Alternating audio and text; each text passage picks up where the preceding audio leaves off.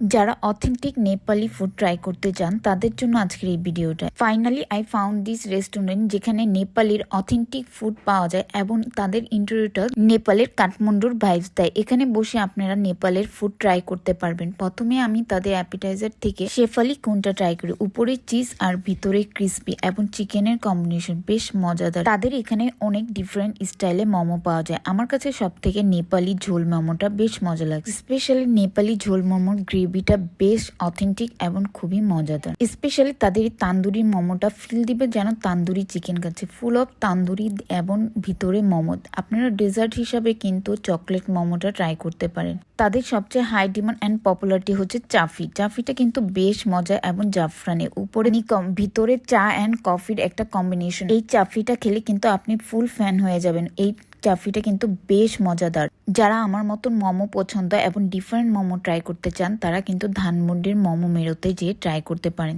তাদের বাকেট লিস্টে আরো নিউ ফুড আইটেম অ্যাড করতেছে।